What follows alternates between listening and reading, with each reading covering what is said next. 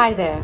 Welcome to another episode of Attitude Makeover. In the last 1 year, it's been a beautiful journey of exploration and also of self-discovery of really who am I at the core as a rebooter and what are my core values, what do I stand for, and so on and so forth. And you've been a wonderful partner in this journey for me. And I hope as much as I have enjoyed this journey, it's brought value, it's made you think as to how some of these journeys apply to you in your own journey, whether it's in your career path in an organization or you're trying to come back into a work-life alignment. How is this playing a role in your journey? My guest today is a rebooter himself. As the chairman and co-founder of SG Analytics, Sushant Gupta. We chose a very interesting topic as well. The topic of the conversation is sustainability and inclusion. You see, they're two really talked about topics, but how do you bring a sustainable, inclusive policy and an environment within your organization? As a leader, what I've understood is all of us come with a good balance of the masculine and the feminine side to us.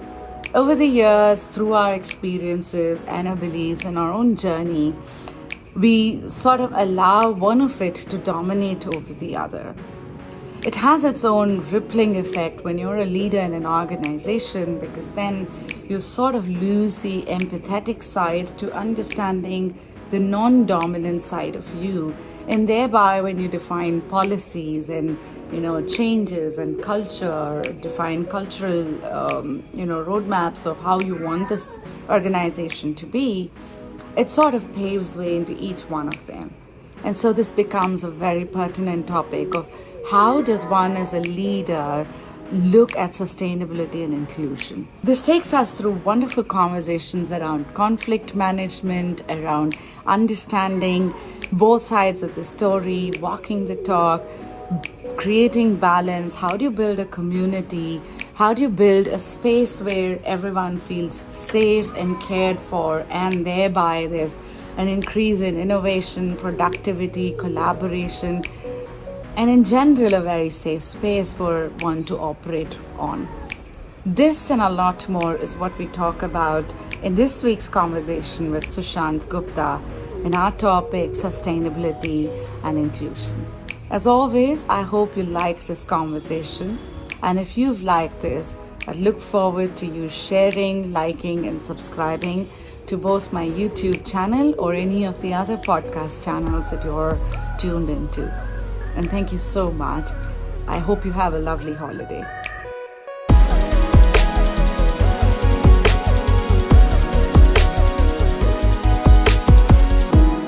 So Sushant, thank you so much. We started off with trying to find out what you're passionate about, and I couldn't think of a better topic and more relevant topic as of today, sustainability and inclusion. So thank you. Thank you for choosing that. Thank you for having an opinion on that, and I'm looking forward to this longer, deeper conversation around it. I want to start off first with, it's a buzzword, right? Sustainability. Inclusion is also a buzzword. Can you define what sustainability and inclusion is? Okay. I think there's lots of definitions out there, because it's coming from what was perhaps not right and correcting that. So what was not right is that there was growth happening in a certain way without including all aspects of nature or the world, and that in a way includes gender diversity as well. And hence it has been defined in a certain way. But the way I would like to kind of perhaps give a angle to it is just about being natural. Because if you see nature by itself, it is natural, it sustains itself and goes beyond that. It actually regeneratively grows and balances as well in harmony.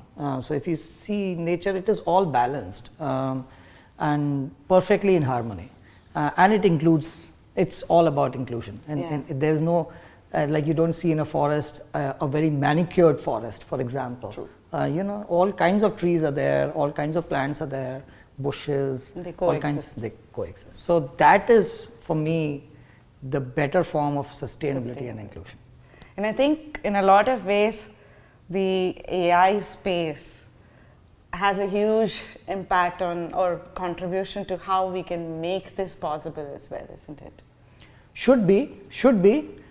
Again, my view is slightly different, is in the sense that no space can, it's the thought process which goes behind it, which makes anything happen. No tool can help us, no KPIs can help us, no technology can help us. It is the mindset which applied will take us back to being in a regenerative, thriving form. So first is the mindset, and then the tools come in to actually help you with the process. Exactly. Of So execution. tools by themselves cannot be the solution. They have to be used Yeah. for it to happen. So Sushant, I always start my conversation with my guest by really getting to know who my guest is, for the audience to really connect with the guest. But I want you to strip off the CEO title and all the others to just go to who is Sushant and why is this so deeply passionate as a topic for you? Why is sustainability and inclusion, it's a marriage of these two that you believe in, and I think it's a beautiful topic to get into, but why is there passion around that? So if you can spend some time telling about you, but stripping off the All the titles and titles. everything else. Sure. So,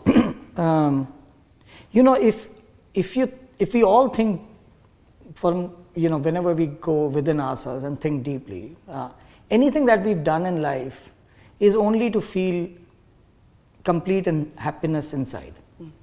We may have given it physical manifestations on the outside.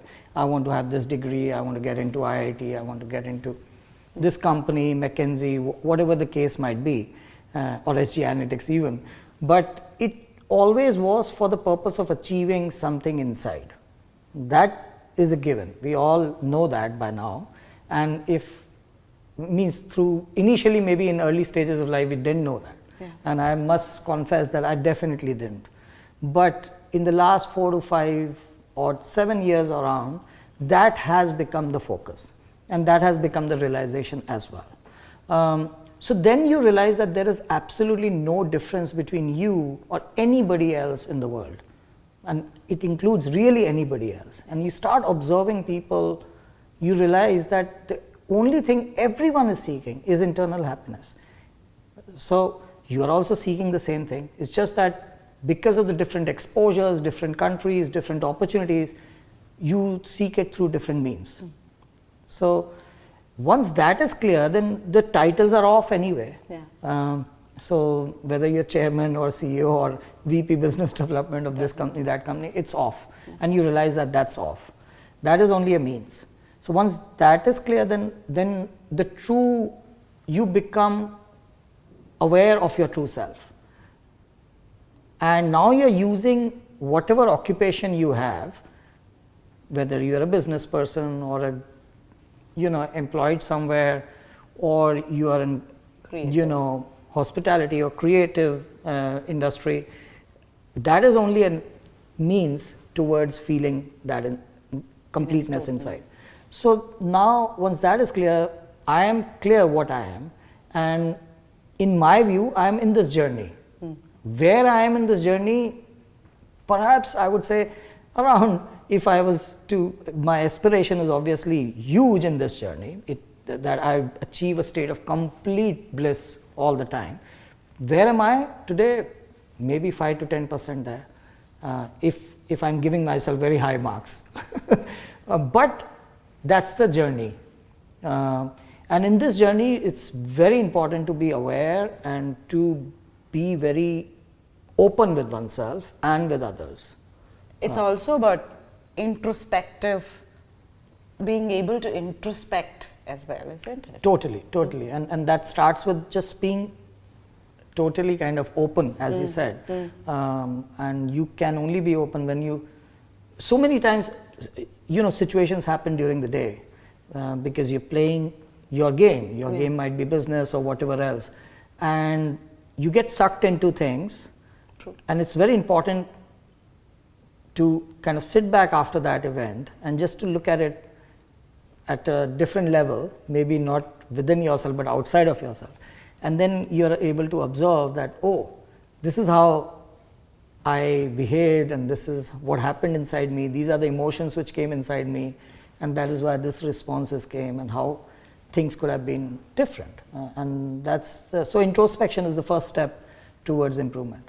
Now, I think for the last 25 years, when you're working in a corporate space, identity and individuality sort of become pivotal. Yeah. And identity is associated with either the company or the title or Yeah. the job that you're playing, and individuality is where a certain personality Yeah. sort of comes in. But what you're talking about is going deeper into character and then seeing, is a reflection of my personality that I'm putting out there aligned with my character, and sort of making those adjustments constant. That's where you're saying Yes. it's 5% in Yes. the journey. I want to understand, where did you start? Where were you when you started? I probably was minus 90% when I started. So a lot of progress has happened in the last 3 to 4 years. Most of it in the last 3 to 4 years with the onset of COVID. So COVID it has been tragic for many people, and I acknowledge that. But it came as a blessing for me and my family, because we really got a chance to look deeper within ourselves. And that's where most of the progress happened. And of course, we came in touch with the spiritual guru, who also became our business coach. So everything got integrated well. And I'm blessed to be surrounded by in a family where everyone is into the same journey, and everyone used to ask these hard questions of me, but they would normally be bounced off with my veneer of masculine sheen up, which I used to have before. So I have 2 daughters and a lovely wife, and they were never really comfortable with me. Until now, I can say that they are, at least, and that's a question worth asking them separately, but my estimation is that I probably score well above 8 out of 10. Nice. With all 3 of them now, and earlier score would have been a big negative.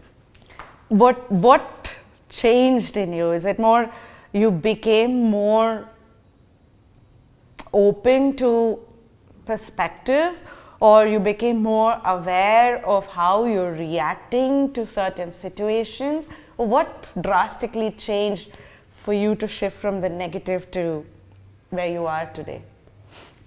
So it was a lot of work. So I won't be able to identify one particular thing, because it was a lot of work on oneself.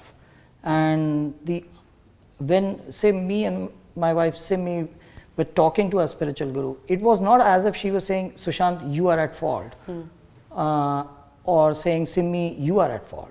She asked us both to do a lot of work within ourselves. So there was no finger pointing, and when you go deep within yourself, she had a lot of work to do within herself. I had a lot of work to do within myself. So she perhaps tapped into her empowerment, her dignity, which she had lost in the process of just serving others. And I tapped into my femininity, which I had lost in the process of achievements. So I think if the 2 main things, if I may say, were these aspects, but within that there was a lot of deep work which we went on to do and continue to do in this journey. I want to understand, because that's where we're headed towards, right? I want to understand, when you talk about femininity, what are aspects of femininity you discovered in this journey? And it's important because we're talking about a family setup, but you're also a leader. You're also in a community, and so this sort of percolates or has rippling effects everywhere else as well, right? So I want to understand, how did that change from total masculinity or wherever you were in that gradation of masculinity to understanding the feminine side of things, and thereby maneuvering or creating that balance in yourself? How did how did you go about? I mean, Means I think it's all in there, so every person comes complete. So it's not as if I don't have femininity inside me, or you don't have the masculine inside you. Yes. We all are coming complete. We're just in different bodies for a certain role play as a body function, but otherwise we are complete inside. But since childhood, we are kind of conditioned to become so much in tune with just the physical self that we become overly the inside is lost in that journey in that conditioning. So compassion, for example, is there with everyone. Inclusiveness is there in everyone, and these are very understanding, empathy. These are so-called feminine traits, but they're there in everyone. And so it's just that we don't tap into it. Dignity for oneself is also there, but the women sometimes forget about that and lose their dignity because they are so much driven by the feminine drive to keep serving others and pleasing others, that they forget that they have to care for themselves as well. A man, if you see, there's a dining table, if men, when they eat amongst men, they all just serve themselves first. Straight away. You'll never see them serving somebody else, but when a woman is there, she'll always serve others. And when men and women there, then men get the idea, we are also, it would be nice to serve others. So it's there, it's just about tapping it. And probably the one thing which helps you tap into it is vulnerability. Is kind of, that is the shield which most of us, or the magic box which we don't open up. So we keep ourselves very, so when men hang out with each other and they ask, how's it going? Everyone will say, it's going great. Job, fantastic. Family, no issues. बच्चे कैसे कर रहे हैं? सब अच्छे कर रहे हैं. Everything is fine. Women, they hang out with each other. Within 10 minutes, they tell the entire life story, which is quite amazing. So they are ready to be vulnerable so much more quickly. So they're connected with the truth far more than, say, the men are in general. But when men open up and they talk openly, then everything comes out, and that's when the journey really starts. I'm really fascinated with this whole idea of power of an individual coming together when you bring the masculine and the feminine together. But it's not an easy journey. No. Not everybody can have a guru either, a spiritual guru. So, but I've seen this, like for example, to your point, as women, whether it's at home or even at work, if the culture is such that, your opinions are sort of brushed aside, or like, you there's no atmosphere to express. Right? Then that's it. We go back because we, as humans, as Indians mostly, we avoid conflicts by nature itself. Absolutely. So you step back, and by nature, women sort of just step back and they avoid conflicts. So what you're saying is actually embarking on this journey, constantly balancing. For women also, as important as men. It's not just the feminine side. Get acquainted with your masculine side and see where the balance is. Stand up for yourself, talk about things. But for men, it's also about be more vulnerable, be more open, introspect. Is that the journey of consciously going through a balance? It is, and there are many tools available, and just making sure that not only you are heard but you are hearing others is the best way to start. I think that balance, as in sales, for example, and men do it very well when they are in sales positions. They say that 70% of the time if the client is speaking, then you've had a good sales meeting. But they forget that in their normal life. They do that sales part, they use it as a tool, and then after that they forget about it. But all it takes is, so the tools are all available just to start listening to start with. If you start listening, you're giving everyone the space to express. And I think that balance between, as you said, men or masculinity and femininity is a lot about expression actually. Somehow we are taught in the society, in corporate world especially, to be confident. Yeah. Even if we are not right, just sound confident. Yeah.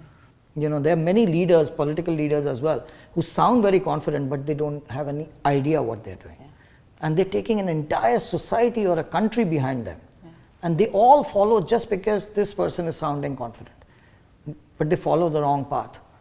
Yeah. So same in companies. You know, always confidence without knowledge is not, confidence without knowledge is never good. So it's always okay to say, I don't know, so that you can first explore what is the truth together in consultation and collaboration, and then as a leader represent the truth. A true leader will always be followed. A true leader will not be followed just for the confidence. A true leader will be followed because they're representing a great initiative and presenting a great vision for the future, which others are probably not able to see completely, but they're able to take a good grasp of the situation and then visualize how it can be projected in the future.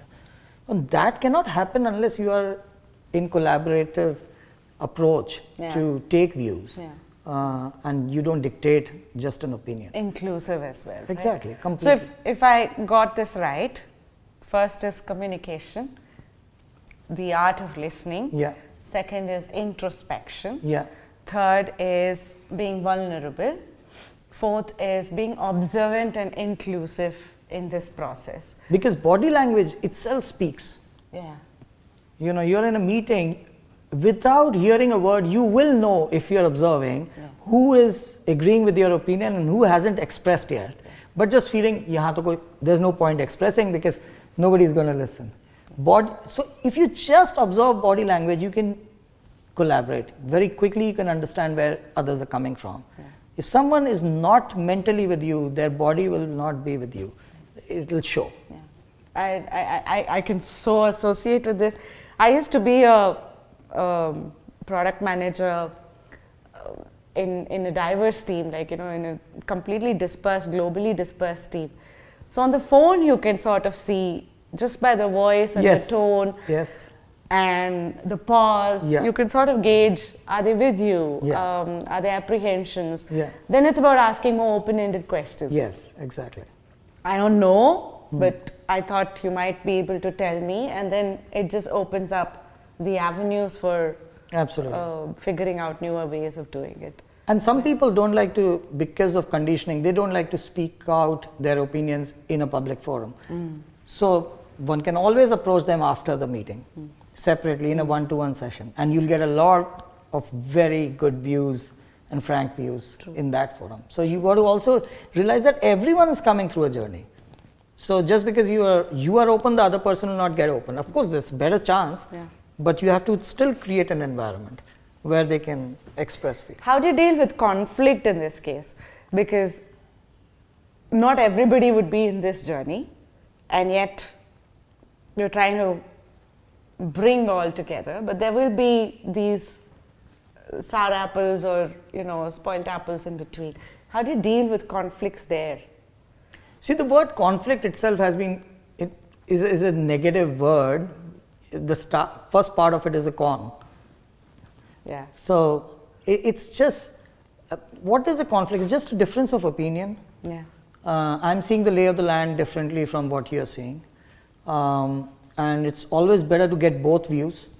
So, but if I dig in and I say my opinion, which is a derivation of what I am seeing, has to be the only opinion, and I'm not ready to see your lay of the land or opinion, that's when we create an environment for conflict.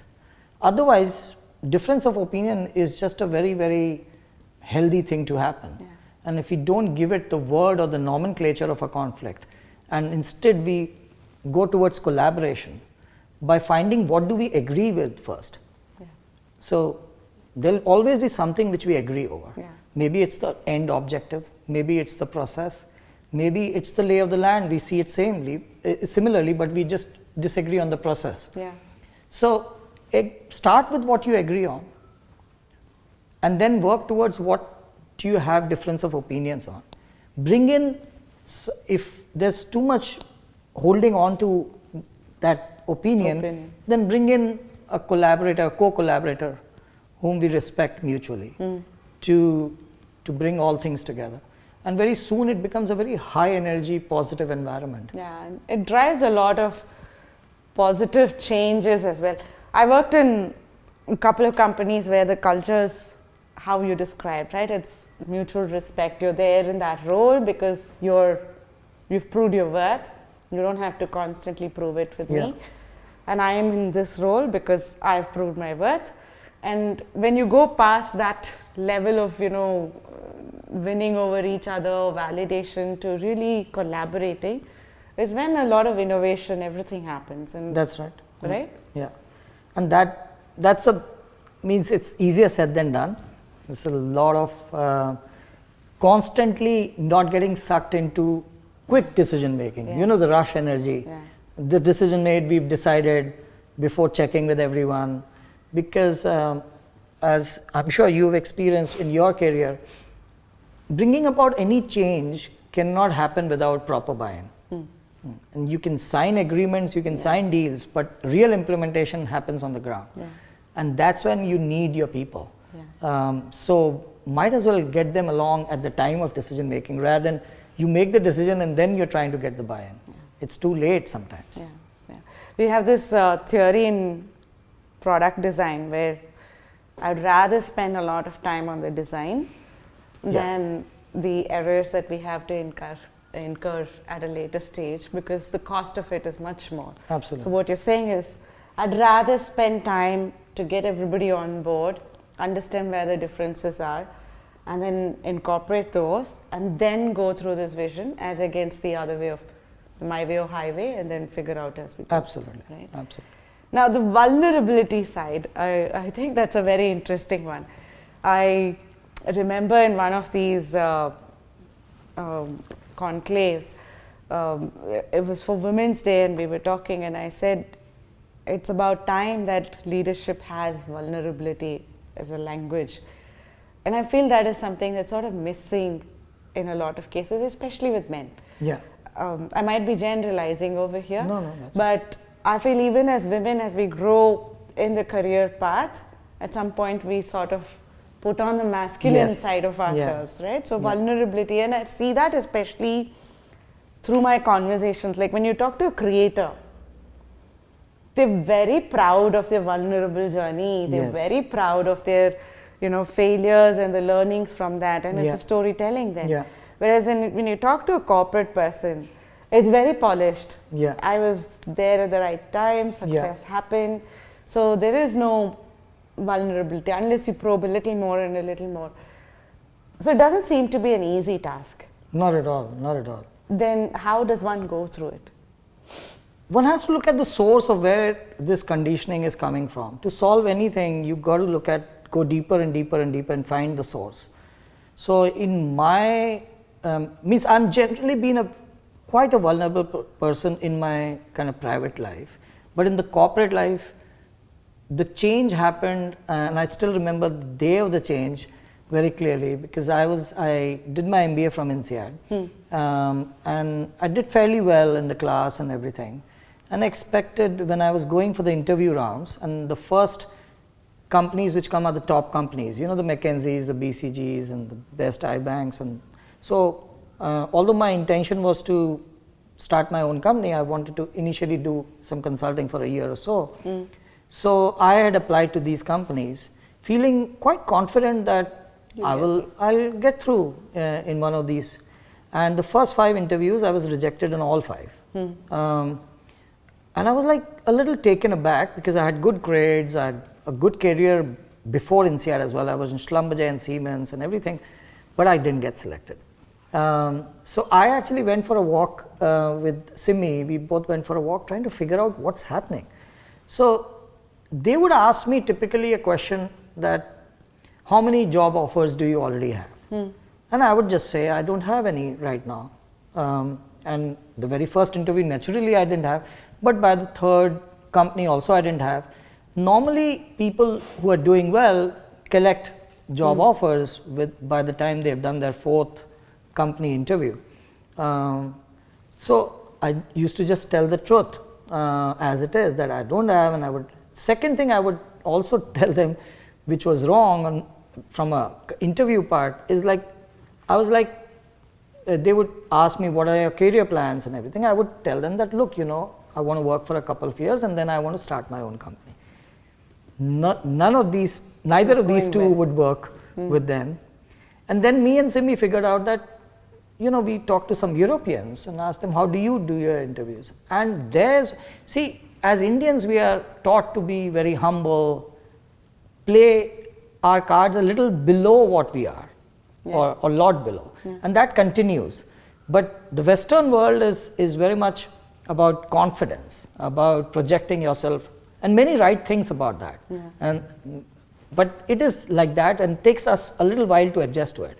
So now, next interview I went, they asked me how many offers. I said I have already 3. Within 2 minutes they said, here's the 4th one. So, I don't know what is right or what is wrong, but I learned that being vulnerable wasn't working for me.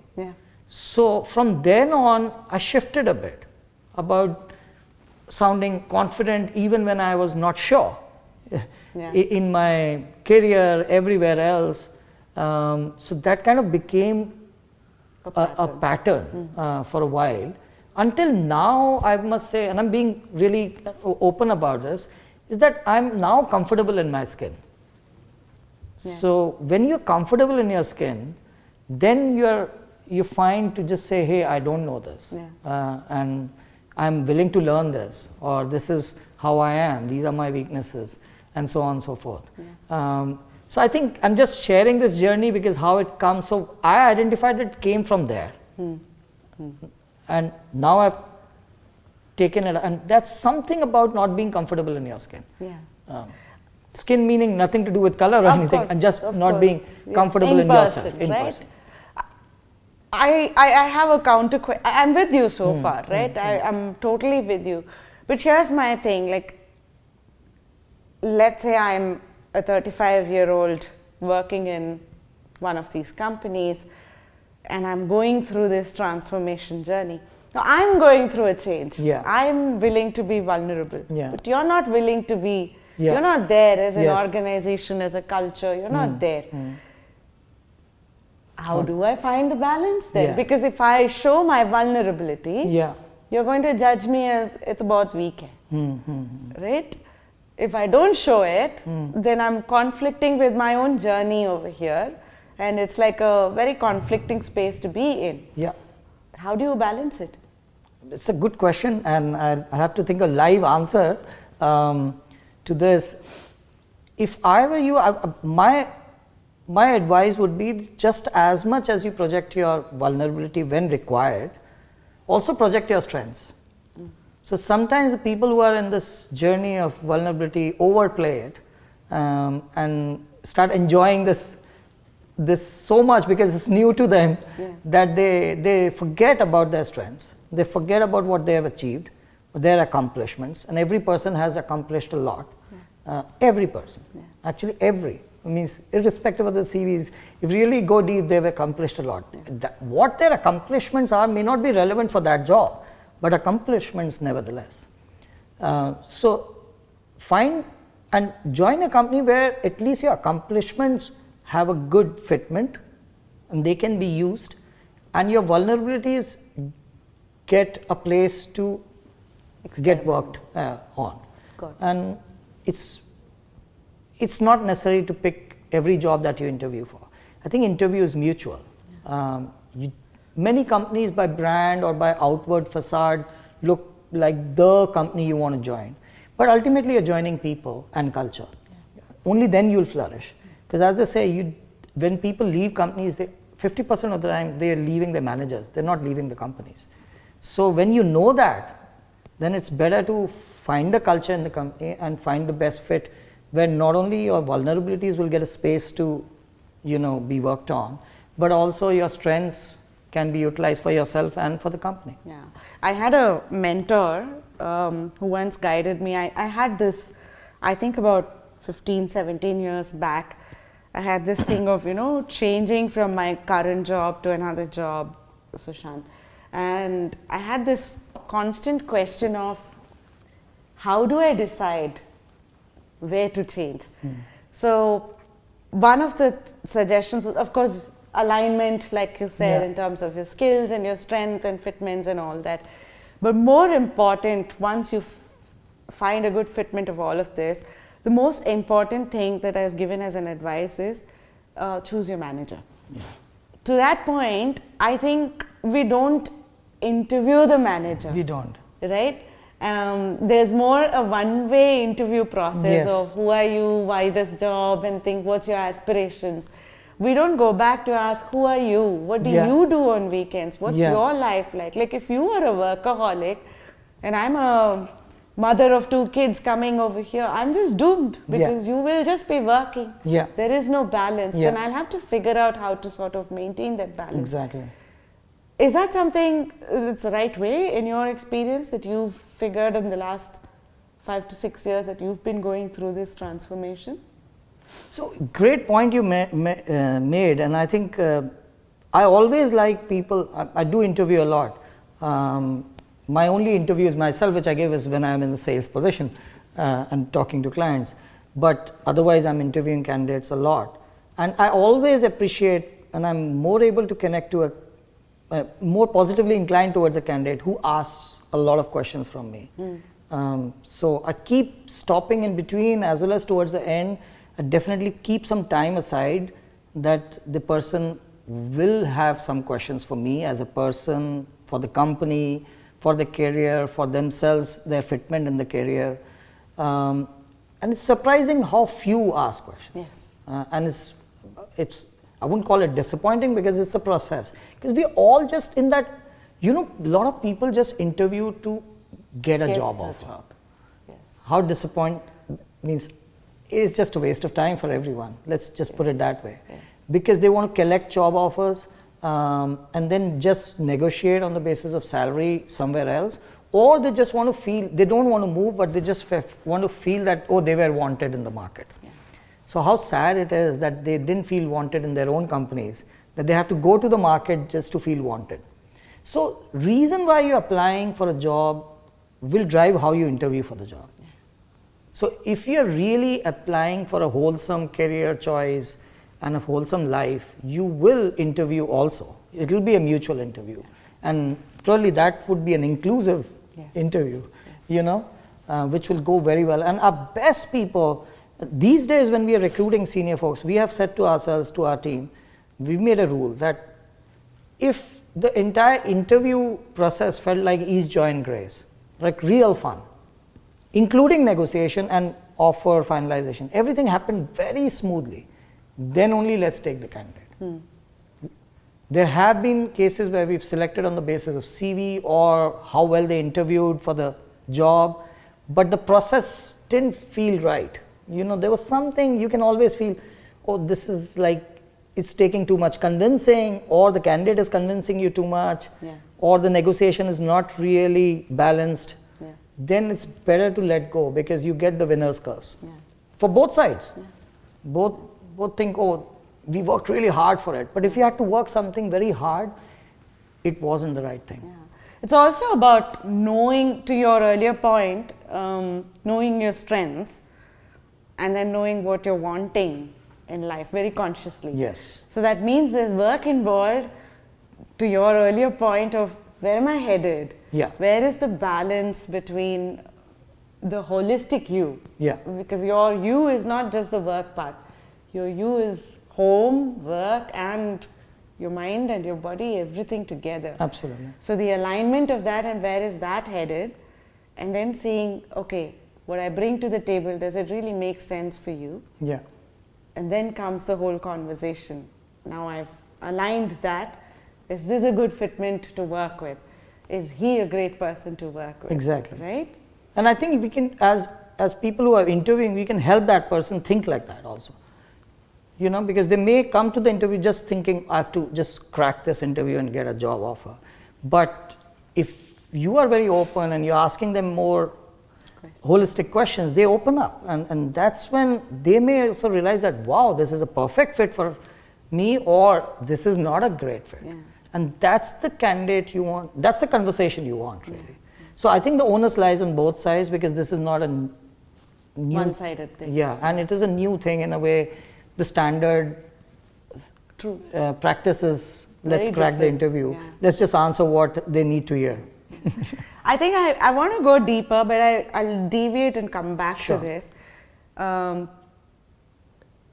When you go through these interview processes, you're actually talking about two things. One is the work you do on yourself to be aware of who you are. The other is, as an organization, whoever is coming on board needs to come into this philosophy. Come on board with this philosophy. I'll start at home, right? Because at a work front, you have different age groups coming. That's right. You have youngsters who are just out of college, you have more senior people, you have super senior people. And these days, you have also the bracket of, the 35 to 50-year-olds. That's right. Culturally, we grew up differently. Our mindset is very different. That's right. Vulnerability is not a conversation in many bands over here. Whereas on the early stages, like the 18 to 25, it's like right there. So I want to zoom into a home, because a home is where you've got a good mix of this. How do you balance this? How do you balance this with your parents, to your siblings, to your spouse, to your children? Because that could be a great playground to actually experiment. No, I think you brought up a very important point about this different age groups. At least my observation is that all three are quite different in their approaches towards life, or what they went through. So my age group, which is 50 plus, was conditioned at very young age for an achievement perspective. Net worth, men were conditioned to have as many relationships with women, and then only they were famous. Really? Yeah, means that's what the talk in college is like, how many girlfriends does he have? That kind of thing, So, a lot of achievement focus and possession focus. Then I think if you contrast it with the people who are between 18 to 25 or 20, even 30, this is what I would say is the Satyug generation, which is like they are grounded in inclusion. They don't even think gender. So you don't even have to tell them about gender equality or anything. They don't know anything different. And men, women both. I'm saying that very consciously. And their whole nature, inclusion, everything is very natural to them. And they are not so much about net worth and achievement. Of course, they also love a good life and all of that, but they want to do it holistically. And then there is this middle generation caught between the middle, which kind of grew up like us, but very soon realized that, oh, this is not really what we want or what we are about. And they are becoming more and more like the generation behind them. So they are becoming more conscious. So they are starting this journey. While our generation is a little bit of in denial or shock. That whole life we lived this model, and now somebody is telling us that, this is not right. What do you mean it's not right? This is the only way it works. I'm telling you, this is the way it works. Look at me, how hard I worked in my life, and this is where I reached, and you should work equally hard. So hard thing is always inside their inside their words or vocabulary, whereas the youngest generation doesn't want to make anything hard. I see bringing it into the family context with my children. They are definitely anchored in all the aspects of inclusion, total holistic approach towards life. And yet, if at all there is something where I may need to intervene a little bit or intervene or guide, is just to give them direction. It's more about, can they find the direction? So I'm finding that the contrast between them and us is, while we took direction just basis of whatever was the majority opinion. So if everyone said engineer, we became engineer. We didn't ever ask ourselves, do I really like to work with my hands? Probably in many cases the answer was no, but no.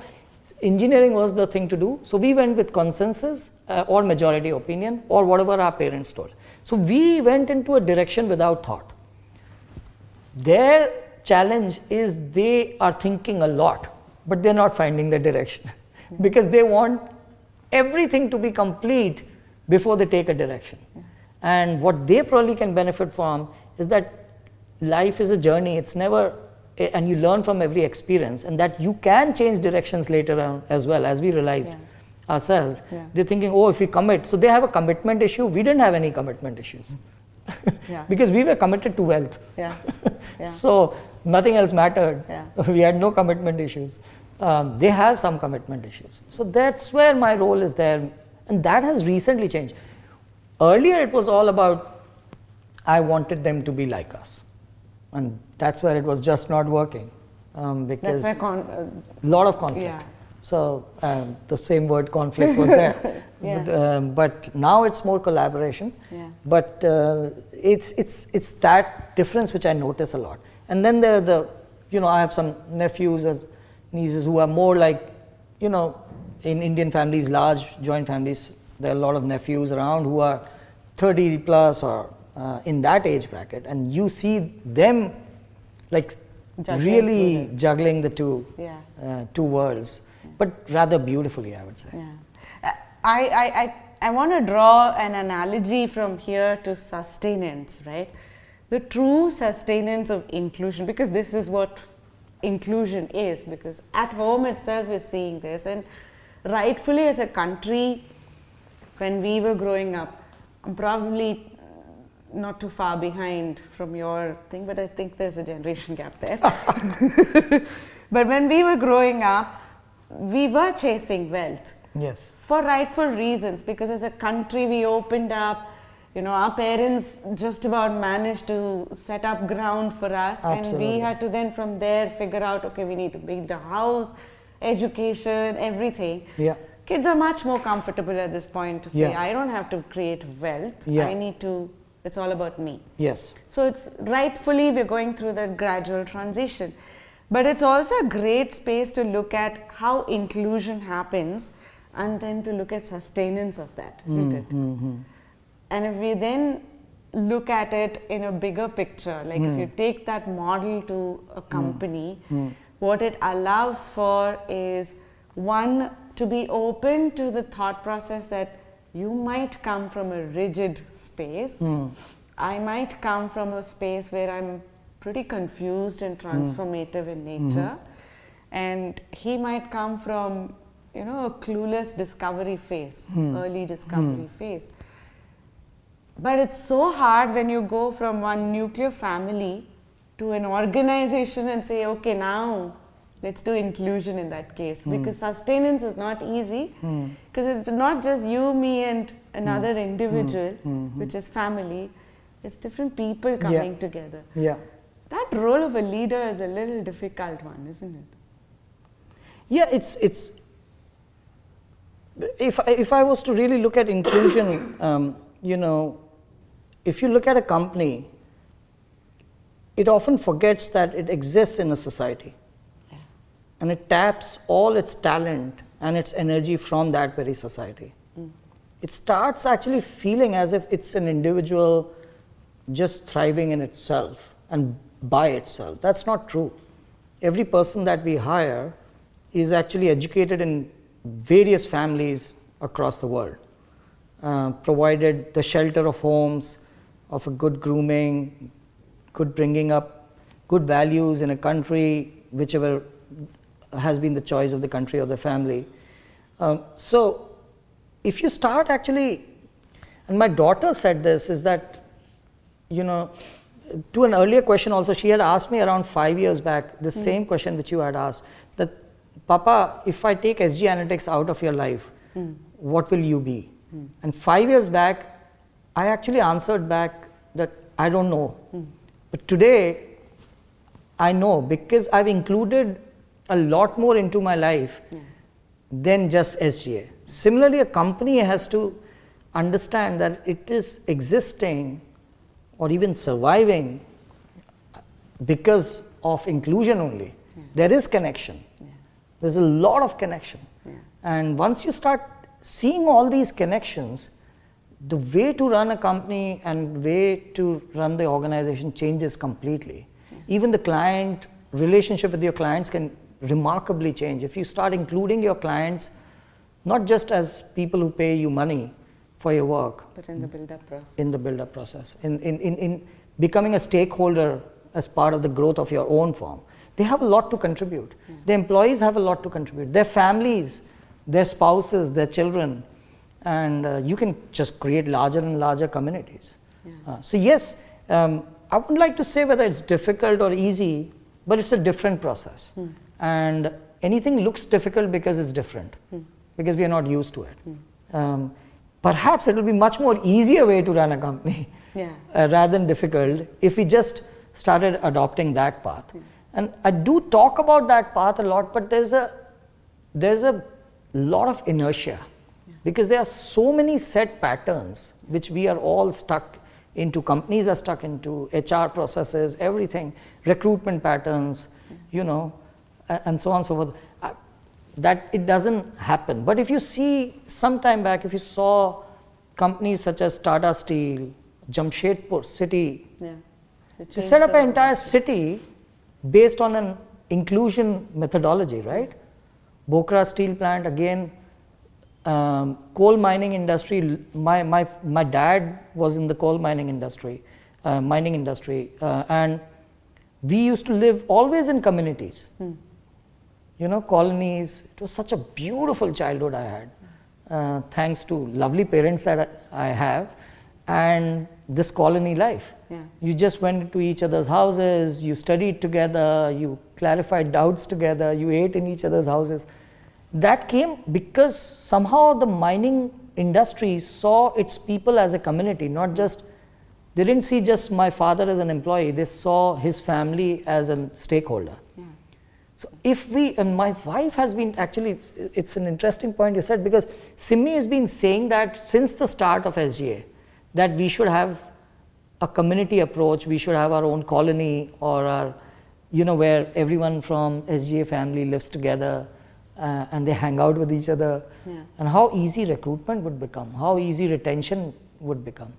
And you don't normally quit when you've got deeper, meaningful friendship and relationships in your office, right? My dad didn't quit any job. And they had a wonderful life. It was not as if they didn't achieve much. I'm not saying one doesn't have to quit at all or change jobs, but if you look at the frequency at which people are changing jobs, these days, is it really giving them meaning? They have to ask that question themselves. One question I wanted to probe a little more there, Sushant, is as a seller, when I was doing sales, it's all about customer experience, it's all about revenue, it's about the growth. But a company cannot grow with just a customer being happy if your employee experience and your employee journey is not taken care of. So what you're saying thereby is, as a leader, it's more a top-down approach than a bottom-up approach. Absolutely. But it's also important to sort of give the same balance between the customer experience to employee experience. 100%. And I think we've learned that over a period of time. We didn't start like that. We as an SG. As an SG, it was always about customer experience. So we had a customer first policy. That's the standard policy for any services company. But it's not the right policy. The policy should be customer first, employee first, society first, all stakeholders are equal. And only then the customer really flourishes. Only then the company really is able to provide the best service. And there have been cases in our company where we have not done that. And we are now changing that. And it takes a lot to change that, I'm telling you. Because, you know, you may have to sacrifice revenue in the short term for that. You may have to learn to say no. And I think it's always good to say no, because then when you say yes, you can really do it with joy. And you cannot just work for revenue. So And even the clients, they actually want that. That's the surprising thing. If you dig deep, every client wants that. The client will only exploit you as far as you want them to exploit you. I love that. Wow. So you stand up for yourself, the client will enjoy that, and they will also flourish, because ultimately good things rub off, and they will also grow because every client is finally a human being. Yeah. So they'll also grow as human beings. You may have a few disagreements, but if you were meant to do things together, you'll grow together. I had this one interview with the math company's founder. So Sayan is a good friend of mine, and we chose a topic of behavioral economics on the supply and demand side of organizations. And this was an important aspect that came out, which is a lot of investment and effort goes into understanding your customer journey, customer behavior. But if it is at the expense of your employee experience, where the supply comes, then there is an imbalance. Yes. And it's when you as a leader have sort of gone into the depth of both, understood both, and gradually transition to that stage where it's not like I'll just pull this more and this next. No. It has to be together. Yeah. So you said when you started, it wasn't that way, No. and you gradually went through that. And we're still going through that. What are some big ticket things that you had to really pull together and say, oh, we need to change this? It's working on your brand. Most companies don't really work on their brand. Talk a little more about this. So 2 years back, and it was just 2 years back, again with my coach Meenu, under her guidance, our entire senior team sat together and said, we have to define our brand architecture. And prior to that, we had only defined the values. And honestly, they were only meant to be there from a behavioral perspective, but were they really kind of all captured together with a sense of what we want to be as a company total? No. So we sat down and we said, what is our brand promise? You know, as a brand, you should have a brand promise. So after a lot of brainstorming, we came up with life's possible in an optimistic flavor, which means that anytime any SGA person interacts with anybody else, whether a colleague or a client or a vendor as well, or just anybody else, the other person should be left feeling this emotion that life's possible. So that is number one thing which we said. The second thing we said is that what is our main theme? So main theme is to enable efficient, scalable realities. Efficient, scalable realities.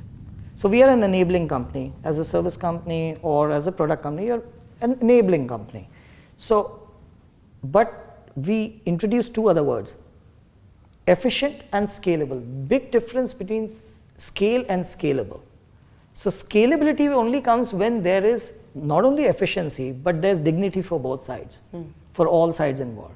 Otherwise, it's not scalable. It will break somewhere. So what you're talking about, respect for the employee, is within that part of scalable. Realities meaning possibilities for the clients, and this should be felt for the employees as well. So they should feel the same, that by joining SGA, that's what they get. So the one thing that you asked, what was that one thing which changed this, is now us going back again and again back to these two statements whenever we are confused for direction of how we should behave, is helping us a lot. But are there times when we don't operate under pressure at all? Of course, we operate under pressure. There are times. But someone amongst the senior team needs to sit back and be the devil's advocate, or be the contrarian, not the devil's advocate. That's again a word I don't believe in, but it comes so easily to your vocabulary. That, just make us hold back and say, are we really standing up for ourselves? Are we standing up for our employees? Are we even standing up for our client? All that, when it is in harmony, that's when the perfect scale happens. Where does inclusion come in this? We've talked about so far is about culture, of building this culture of a balance between the demand and supply. We've talked about being vulnerable. We started off with the feminism, a feministic and the masculinity and a balance between them. In this process, as you're going through this, what's the role of inclusion? Because so far, this is more like a culture setting of a company. It's okay if you don't have women, it's okay if you don't have the other genders, but I'm probably generalizing here. But I want you to talk about how inclusion really changes the game over here for. Do you mean inclusion from a gender perspective, or you mean inclusion as a generic word? Inclusion for me is not just about gender, right? Inclusion could be very diverse backgrounds coming together. Like for example, when I was working very early on, I came from Bangalore. I studied in Bangalore. I traveled, worked in the US and all, and I came back. For the first time, I experienced my peer groups were from tier 2 cities, tier 3 cities. They didn't study English till post 12th grade. They ramped up on English because that was a need of the hour. So they have their own, insecurities. They've come a long way. To your point, everybody is an achiever because they've come a long way. But it's on the other person's eye, it is like, oh, okay, tier 2 city person, right? It's diverse. But how inclusive are you about this diverse nature of, people coming in, and this could be your customers, this could be your vendor, this could be your employees. How does inclusion impact in this whole process? So here I must say we scored very well right from the start. Okay. We had a very inclusive process, and we continue to have that. If you look at the Indian cricket team, it has flourished since it has become more inclusive and not just taking people from Bombay and Delhi. Dhoni didn't come from Bombay or Delhi, and he didn't play cricket the conventional way. And look at how much that brought to the game. So same with us. I think in this we don't have any standard set patterns that we have to recruit from certain colleges or certain cities or even certain countries.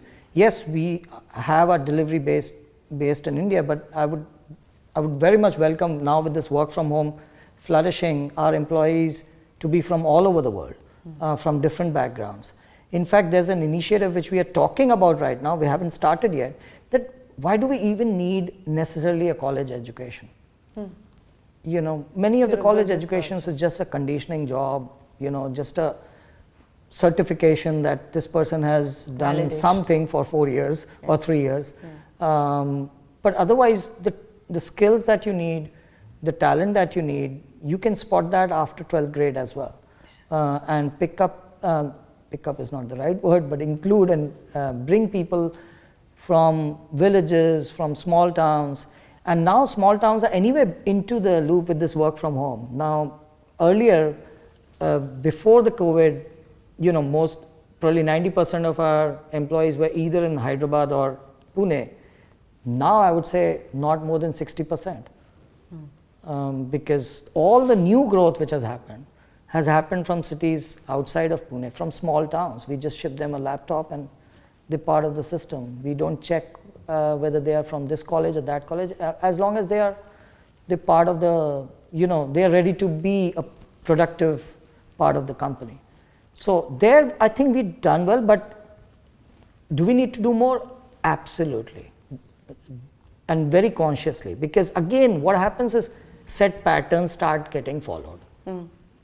And somebody needs to constantly keep breaking the patterns. So suppose you got like 20 people from one city, now the format becomes let's just recruit from this city, and it becomes the easy way of doing things, but not necessarily the right way. So agree to what you're saying. In this aspect, perhaps done a little better, but lot to do. So what you're also saying, Sushant, then is once you've got the brand value and you've got a strategy around it and you go through this, as you onboard new folks into the system, one part of it is, are you following that brand value or do we have to make course corrections? If so, Yeah. aligned with that bigger Yes. vision, how do we go about it? Yeah. The second part, what you're saying is, in order to be more inclusive and sustainable in this process, it's also important that you make course corrections in the way we are hiring, in the way we are interacting, in the way we are communicating, in the way we are collaborating across. So that means every individual, is there a training process that you go through in order to build? It's a tough one, because It's a tough one. see, I can come from Bangalore with the mindset of oi, Yeah. whereas you might Yeah. come with Yeah. who is she to ask me, Yeah. right? Yeah, yeah. The attitude can be so different from Yeah. different backgrounds. So it becomes almost like a regular exercise of maintaining that balance, Yeah. which means that various departments, whether it is the HR, whether it is the L&D, the leadership team, or cross collaboration across disciplines, all of them have to walk the talk, which essentially is like running a country as well, right? Like all It's of a them small have to- country. Running a Right? company is a small country, and that's when you're running a company, your respect for those who are running a country It's goes. more. It's like Yes. you think, wow, you know, here I'm like figuring out things within 1,000 odd people, Yes. and this And- lady or this gentleman has to figure out a whole country. Yeah, and we in India are, I think, like diversity hub. If you Yeah. actually look Yeah. at it, we whole of Europe can fit into Yeah. part of India, right? Absolutely. So it's so diverse. So I'm curious to understand, because when I was doing sales, here's my reason for asking Yeah. this. When you sell, it's not the solution or the technology that is a bummer. Yeah. It's a complexity of adopting to that solution Yeah. with the culture that is there. Yeah. That is the most difficult. Absolutely. So culture, as much as we talk about it in a very frivolous way, has a business impact as Yes, well. it has. Has a revenue impact, has a sustainability impact. It has a larger impact, and you see that at home, you see that in a company, you see that in a country as well. So I'm curious to understand, how do you sort of, Yeah. as a leader, Yeah. I want to walk into your head to see what's that lay of the Common land. Yeah. equalizer. I think meritocracy is the common equalizer. Okay. So that has to be like really there from ground up. If that is there, then everyone is equal. Firstly, you're starting with that premise, and that's not even under question. If you have to even say that, there's a problem. I would say in SGA we don't have to ever say that. And so meritocracy, and then general behavior of the leaders. You know, everyone's watching the leaders. So are you hanging out with everyone, having a sense of humor on the floor? Humor is a great equalizer as well. So it just takes away all the inhibitions and everything else that comes with it. And to some extent, if I may say, not being politically correct always. And I know I'm probably making it controversial, but if you're always too stuck up about every word that you say, you will never be free, and you'll never allow others to be free or to make mistakes. So you can say a word, and if you realize this was the wrong word, you just say, hey, I didn't mean it this way, and move on. But if you're too uptight about every word, communication is not very clear. So I believe in more sense of humor, more jovial, fun on the floor, rather than making it too, you know what I mean, it's like uptight about things. But there has to be zero tolerance about certain things. And we have introduced complete zero tolerance about certain things.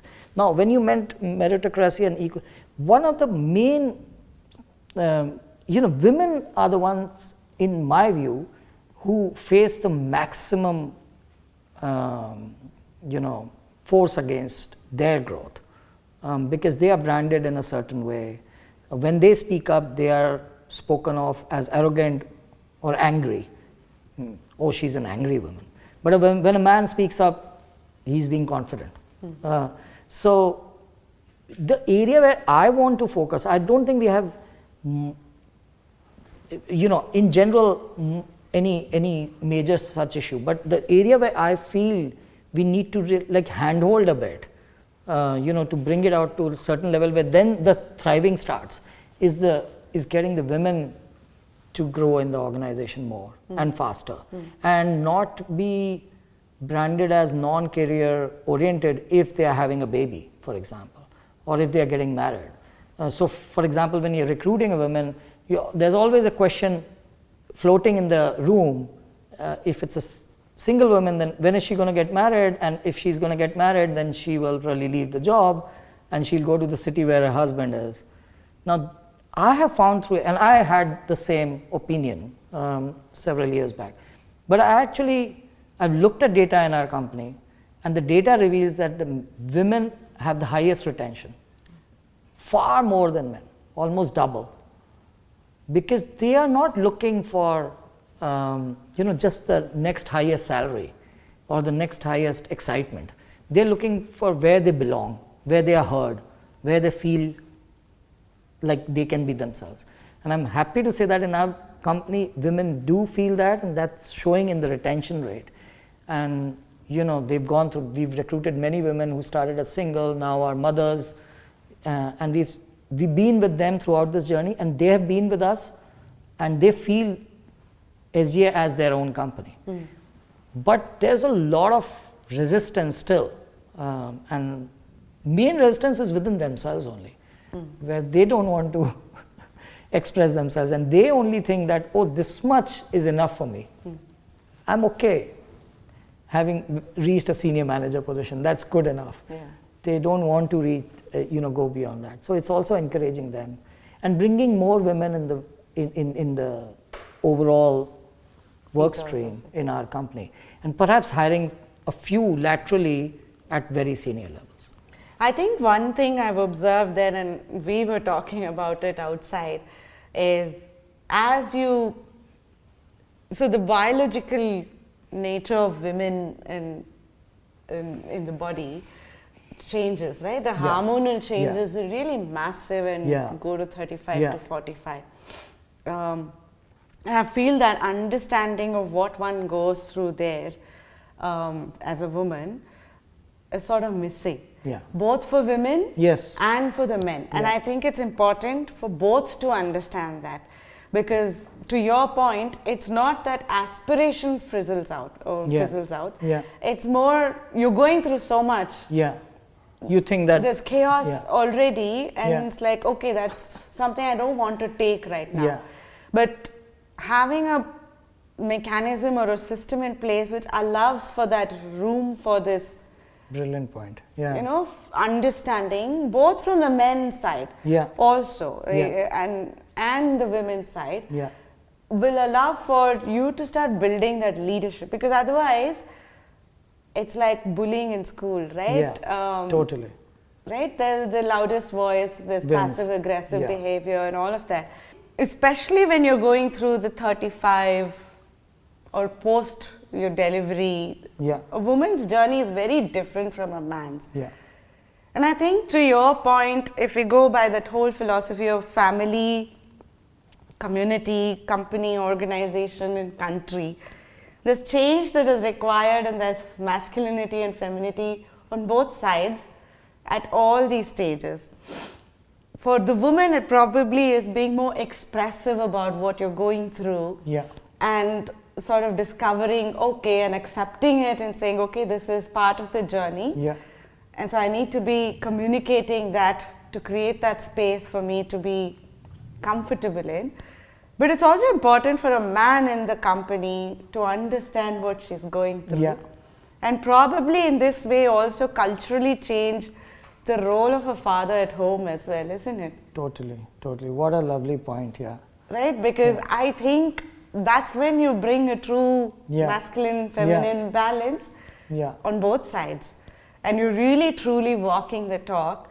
Probably it's a lot of responsibility on an organization as a leader to take, but I think in the long run, there's a bigger impact out of it. Absolutely. For both of them. Actually, it's not a lot of responsibility. It's the right way to do things, because otherwise it just becomes the hard way. And you are excluding 50% of people from understanding them. How can you flourish if you don't understand 50% of the folks in the society? I mean, it's just not possible. So if you move from surviving to thriving mindset, you've got to have this inclusion and this inclusive mindset where you understand women, their journeys, give them the space for them to express and educate you. But honestly, last point you mentioned about the fathers themselves to know that, because everyone in the company is either a father or a mother or or a child or a young adult. And people keep saying, and I keep going back to the same thing, is that we don't need to bring up our daughters as sons. We actually need to bring up our sons and to understand, for them to understand women and girls better.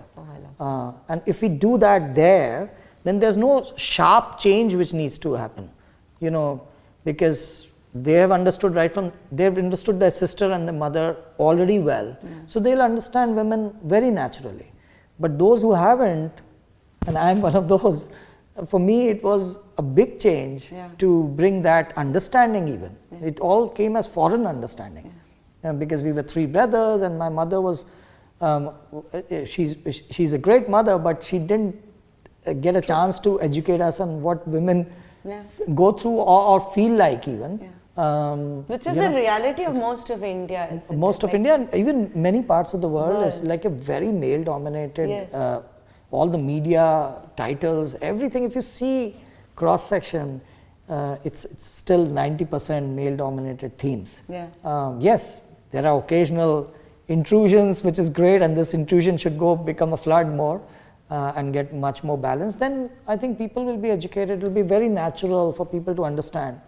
And I agree with you completely that in the long term, absolutely, losing your workforce just because they are going through a different period, not a difficult period necessarily, a different period, where they can be, either they can take some time off or they can be used in a different way, where traveling is not required and more support systems are available for productivity to be there, can give very good long-term returns.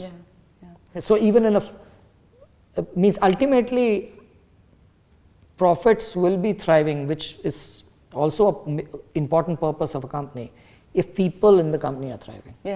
And I think as a leader, it's a great space to see how you're really impacting that at a ground level, right? And that is certain measurements you ought to also introduce in the company. So while we introduce, everything else is there, revenue per employee, KPIs such as EBITDA, profit per customer, revenue per customer, and all of those are there. These are very important things to also introduce as measurements that you do engage with your people to understand how they're feeling about these softer aspects. And I'm lucky that now, having appointed a full leadership team, including a new CEO, I am in the chairman role now. And as the chairman, I would say that is one of my, should be and is my main role, is to see what is the direction that we are heading towards as a culture. And that pulse of the culture I should always have, so that I can, together with my team, make sure that we are on the same page on this in bringing about this change. I do see a larger rippling effect, if I can call it that, Sushant, because when you do this in your organization, your customers are seeing it, your vendors are seeing it, your teams are seeing it, and thereby the rippling effect is in those organizations, in these homes. Absolutely. And so there's a bigger impact when done the right way. But it is not an easy task. It's not, because there are a lot of set patterns and set decision formats which happen, and you don't even get to see all of them. But you've got to keep an eye on the ground and see the overall pulse of the organization. Is it moving in that direction? It will take several years to get there, but it will happen. That I'm sure about. Would you then at some point look at, as an organization, am I balanced with the masculinity and femininity side equally? Or how would you look at it from outside to see, is this really working? No, absolutely. I think measurement criteria that we have put is that everything in the company and by the company should be happening with ease, joy and grace. So when you put that criteria, then it can only happen when there is both gender inclusion, gender equality, gender expression in there. There is not only with gender but with nature as well, where, you know, for very simply put, people should not feel that it's too hard to work here.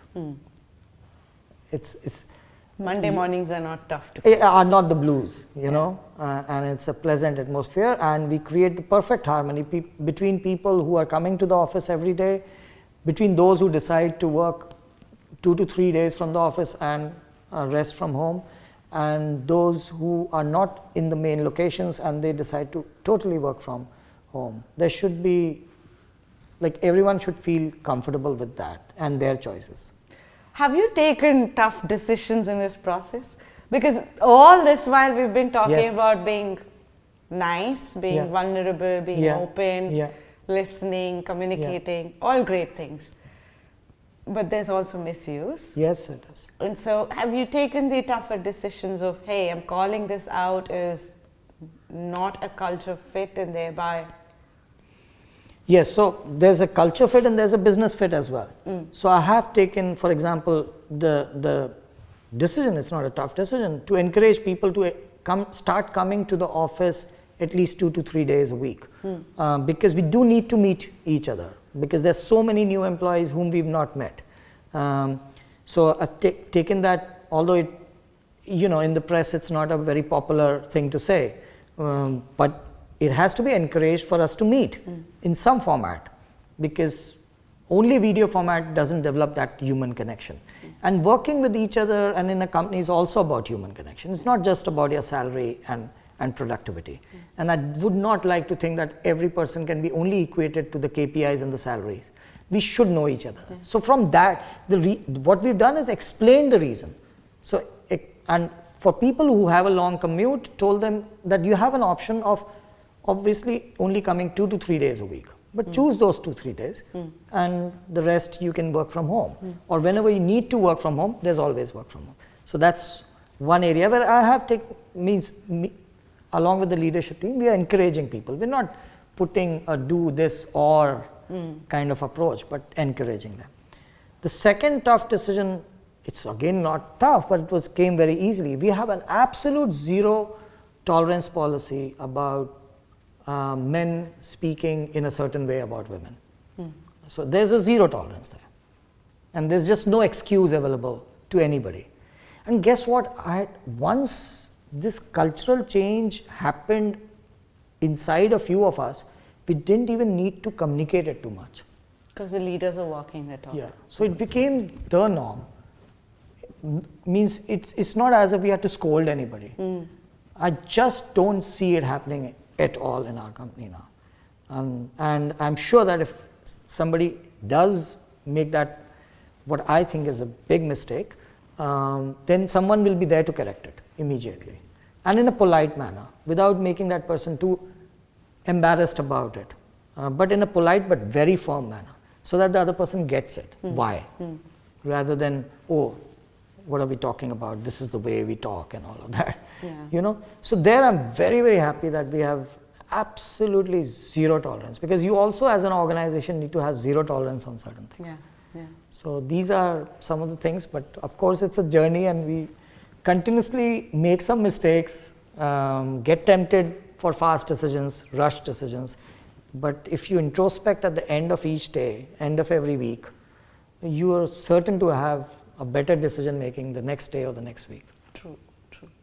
Well, Sushant, it was a beautiful conversation. I think just getting into the mind of a leader and then understanding how do you look at sustenance and inclusion, sustainability and inclusion holistically as an individual, and then scaling it to an organization and also a family. I think it's important that each one of us introspect first on it and then take the plunge of going through that journey. To your point, when you started, it's a 7-year journey that you've gone through, and it's not an easy journey, it's a very conscious journey that one goes through. And I hope more and more people go through it. But thank you so much for making time. I do have some customary questions we ask. Sure. The first one is, what does Attitude Makeover mean to you? I think it's a platform, very interesting platform for people to speak about many things which affect all of us, and speak about in a very open conversational manner. So I think it's the relatability that it means to me. Yeah, that it means a lot for me, because I think for me, one of the things when I started was to speak my mind. Yeah. Because when you're in an organization, you're constrained by a bunch of things. But when you're the organization, Yeah. how do you speak your mind? It's hard. Because to your point, there's validation and a whole bunch of, you're running a business as well. But then where do you stand your ground and put your foot down? That's true. I think it's very important. The second, from this conversation, I've had many takeaways, whether it was the power of listening, the balance of femininity and masculinity, how do you sustain this, both in a house and then the rippling effect across organizations. What are some takeaways you're going away with? A lot of them. Actually, when you speak in such a flowing conversation, and where diverse set of questions are being, or topics are being discussed, but they're all related in some way. As you speak, you also get clear. So many things got clear to me as you were speaking. Also, I was listening, and then when I was speaking, they also got further clear. And so firstly, one takeaway is that there's a lot to do here, and it's a continuous listening and adopting journey.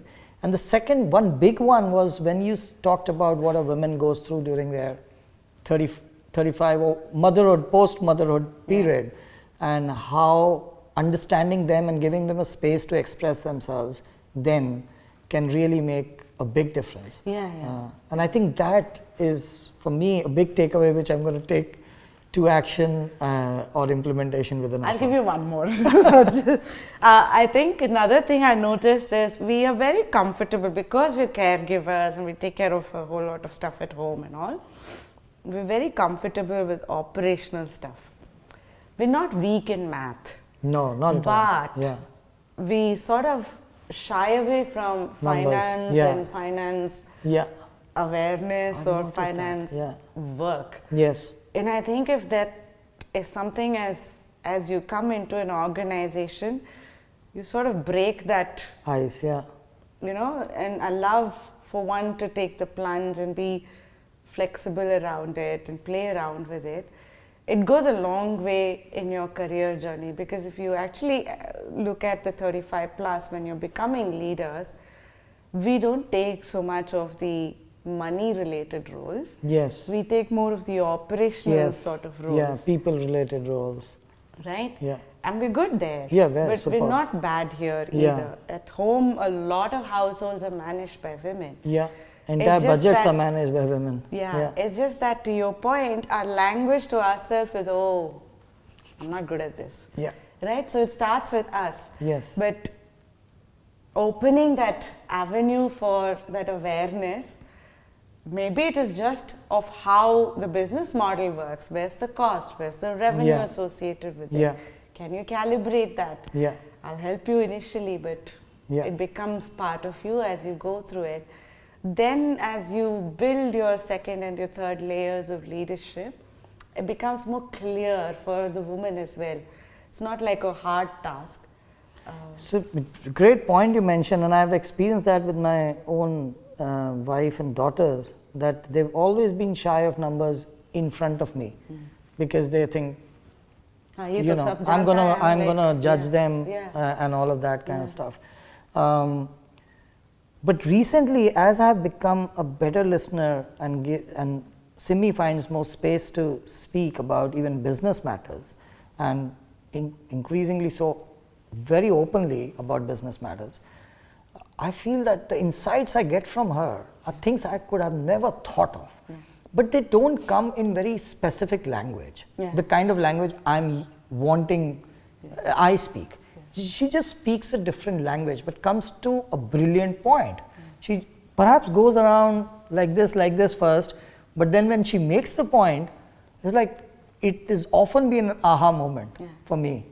Earlier, I would just break her off while she was going like this, or come to the point, and she would just give up and say, I don't want to say anything. But now, since she has the space, she does come to the point, and it is often much more valuable than what I could have done myself. So you're absolutely right. If you just give that space, and even, like you were saying, revenue minus cost is profit. But there are many other formulas of profit also. Yes. You can derive through other ways to get to the same profit. Absolutely. But we think, no, it has to come in this format only. It can come in many other formats. So I take that point as a big takeaway. Thanks for reminding me. This was something I learned in my, I think, second job. I took up pre-sales, and sales is all about numbers, and I was like, numbers nahi hoga. But then I realized it's not so bad. I ran a wholesale cigarette showroom while I was working in this company, and when I was running that, this is a Guju family who really took me on board, and it's the size of a metro, this wholesale cigarette showroom. And so you have trucks and inventory management, cash flow, the whole gamut, right? Including customer experience. That's the first time I really experienced it in its totality to understand, oh, it's not so hard. It's just here. It is. But once you go past that, it's easier to maneuver through it. It's still a learning process, and companies have to sort of incorporate different ways of making it interesting. But I think we as women shy away from it completely. Well, look at analytics careers. There's so many women in analytics careers, and they're flourishing. So, this notion that women are not good in maths or anything is it's totally wrong. It's totally wrong. Means if you were talking about an analytics career group where mostly women are there, and I know so many women who are leaders in analytics, they're doing extremely well. So, in fact, I was in an group interview process where somebody questioned this, and the women we were interviewing, she really pushed back and said, who said women can't be in analytics? And when you look at the numbers, it's true, they are very much there. Well, Sushant, thank you so much. I hope you had a good conversation as much as I enjoyed this. I really enjoyed. Thank you so much. Thank you. Thanks.